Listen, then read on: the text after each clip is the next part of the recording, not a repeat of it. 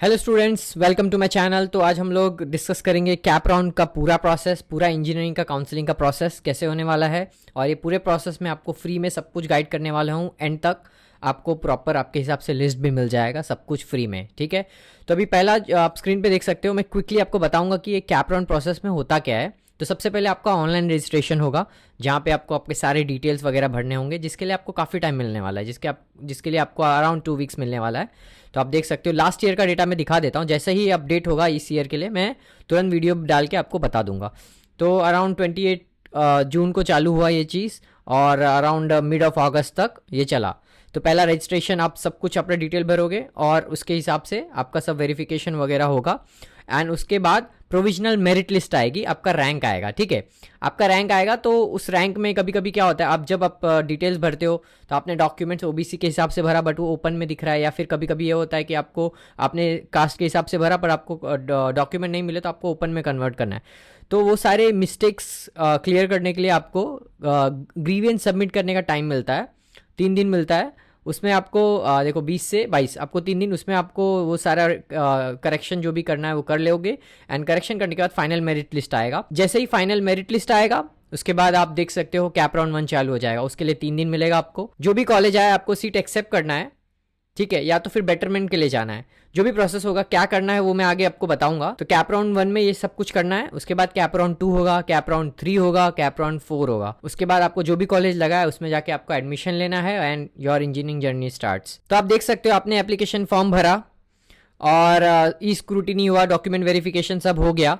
उसके बाद provisional merit list आया, जो भी ग्रीवियंस रेस करना था आपने रेस किया। उसके बाद फाइनल मेरिट लिस्ट आया। उसके बाद ऑप्शन फॉर्म भरा कैप राउंड 1, सीट अलॉट हुआ। आपको कोई तो भी एक सीट अलॉट हुआ जो भी आपने लिस्ट भरा है। इसमें आपको एक चीज ध्यान रखना है, अगर आपको पहला कॉलेज जो आपने भरा है कैप राउंड 1 में अगर वो अलॉट हो गया, तो आपको मैंडेटरी फ्रीज करना पड़ेगा। वो ऑटो फ्रीज हो जाएगा, आपको कुछ करना नहीं है, बस ऑटो फ्रीज हो जाएगा। वो कॉलेज आपको लेना ही पड़ेगा।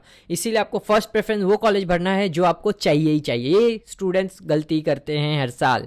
ठीक है, तो जैसे ही आपको सीट अलॉट हुआ, आपने क्या किया, सेल्फ फ्रीज किया। मतलब मेरे को ये कॉलेज चाहिए, मैंने सेल्फ फ्रीज कर दिया, मैंने फीस पे कर दिया सीट एक्सेप्टेंस का, जो कि 1000 रुपीज़ होता है। उसके बाद कॉलेज में रिपोर्ट करके डॉक्यूमेंट उनको दे के वेरिफिकेशन करा के एडमिशन ले लिया। नहीं, अगर मुझे कॉलेज नहीं, इससे बेटर ट्राई करना है, जो कि आपको करना है, जो भी कॉलेज मिले तो आपको बेटरमेंट ही करना है बेसिकली। तो बेटरमेंट कर रहे हो मतलब नॉट फ्रीज कर रहे हो, आप सीट एक्सेप्ट कर रहे हो पर आप नेक्स्ट राउंड के लिए जा रहे हो, तो वो जो सीट है वो आपके पास रहेगा। ठीक है, अगर आपने 1000 रुपीज़ भर दिया तो वो सीट आपके पास रहेगा, और वो सीट रखते हुए आप सेकंड राउंड में जा सकते हो। यही हर स्टूडेंट्स को करना है। हर साल मैं बता बता के थक जाता हूँ, ये मिस्टेक करते हैं स्टूडेंट्स। तो आपको ये मिस्टेक नहीं करना है। आपको ये एक चीज़ याद रखना है कि आपको कोई भी कॉलेज मिले, आपको बेटरमेंट के लिए नेक्स्ट राउंड के लिए जाना ही जाए, अनलेस एंड अनटिल आपको फर्स्ट प्रेफरेंस मिला हो। तो कैप राउंड 1 के आउटकम्स क्या होंगे, आपको कॉलेज लगा या तो ऑटो फ्रीज होगा, पहला प्रेफरेंस लगा ऑटो फ्रीज हो गया। सेल्फ फ्रीज मतलब आपको जो कॉलेज लगा, आपको वो कॉलेज चाहिए, तो आप क्या करोगे, सेल्फ फ्रीज करोगे और एडमिशन ले लोगे। अगर आपको वो कॉलेज मिला है, उससे बेटर कॉलेज के लिए जाना है, तो आप क्या करोगे, बेटरमेंट मतलब not freeze plus accept. 1000 rupees भर के सीट एक्सेप्ट कर लिया आपने, या फिर रिजेक्ट, कुछ भी नहीं किया आपने, कुछ भी नहीं किया आपने, पे नहीं किया। 1000 रुपीज़ अगर आपने पे नहीं किया तो आपका वो सीट एक्सेप्ट करके आपके पास रिजर्व नहीं रहेगा। तो क्या मतलब आपको कॉलेज चाहिए ही नहीं वाला, कुछ भी हो जाए मेरे को नहीं चाहिए वो कॉलेज। बट ये ऑप्शन स्टूडेंट्स ऑप्ट करते हैं, मत करना, ये गलती बिल्कुल भी मत करना। आप एटलीस्ट 1000 रुपये आपको सेकेंड राउंड में भरना ही है, हर राउंड में नहीं भरना है आपको। अगर आपने फर्स्ट राउंड में कॉलेज नहीं लिया, सेकंड राउंड में लोगे, थर्ड राउंड में लोगे, या तो फोर्थ राउंड में किसी एक राउंड में तो कॉलेज लोगे, तब आपको 1000 रुपीज़ भरना पड़ेगा। अगर आपने फर्स्ट राउंड में ही एक्सेप्ट करके बेटरमेंट के लिए गया और 1000 रुपीज़ भर दिया, आपको सेकंड थर्ड फोर्थ राउंड में नहीं भरना है। तो पूरे प्रोसेस में 1000 रुपीज़ ही भरना है। ये कन्फ्यूजन है स्टूडेंट को, हर स्टूडेंट को लगता है कि मेरा पैसा बच जाएगा 1000 रुपये। ऐसा कुछ नहीं है, 1000 रुपये आपको भरना ही है जब भी आप सीट एक्सेप्ट करोगे। पहले एक्सेप्ट करके एटलीस्ट आप रिजर्व करके अपने पास रख सकते हो बैकअप के लिए। ठीक है, तो आपको रिजेक्ट कभी नहीं करना है। अगर मेरे काउंसलिंग में हो तो मैं हमेशा बोलूंगा आपको रिजेक्ट नहीं करना है, बेटरमेंट के लिए जाना ही है। ओके, तो ये 4 आउटकम हो गए। कैप राउंड 2 सिंपल है। अगर आप देखोगे ऑप्शन फॉर्म भरोगे कैप राउंड 2 का, एलिजिबल हो, यस वेकेंट सीट्स है। कैप राउंड 2 के लिए आप फॉर्म भरोगे, सीट अलॉटमेंट हुआ, यस आपको कॉलेज चाहिए, सेल्फ फ्रीज नहीं, तो आपको कुछ नहीं करना है। अगर आपको बेटरमेंट के लिए जाना है तो वापस बेटरमेंट नहीं करना है, आप कुछ भी नहीं करोगे, आप ऑटोमेटिकली एलिजिबल हो जाओगे कैप राउंड 3 के लिए। आपको करना कब है, जब आपको कॉलेज वो जो सेकंड राउंड में मिला है वो आपको चाहिए ही चाहिए, वो आपको चलेगा। अब आपका टारगेट कॉलेज आपको मिल गया और आप कॉलेज में आके एडमिशन ले लो। अभी कैप राउंड 2 में क्या होगा, CAP round 2 new things in CAP 2 versus CAP 1, lock them in your memory. हमेशा याद रखना ये थी। Auto freeze now trigger for first 3 preference. जैसा मैंने बोला पहले 3 प्रेफरेंस में ही ऑटो फ्रीज होगा। अगर कोई भी 3 कॉलेज मिल गया टॉप के 3 में से जो आपने भरा है तो आपको लेना ही पड़ेगा। और हमेशा ऊपर ही जाओगे आप, आपको नीचे के कॉलेजेस नहीं मिलेंगे। जो कॉलेज मिला हुआ है उसके ऊपर के कॉलेजेस ही भरने हैं, उससे बेटर ही कॉलेज भरने हैं। हमेशा गलती करते हैं। कैप राउंड 1 में एक अच्छा कॉलेज मिल गया है, अब कैप राउंड 2 में, और हाँ कैप राउंड 2 में आप लिस्ट कुछ भी डाल सकते हो, नया लिस्ट पूरा बना सकते हो। तो बच्चे क्या करते हैं, वापस वही सारे कॉलेजेस डाल देते हैं, ऊपर नीचे कर देते हैं।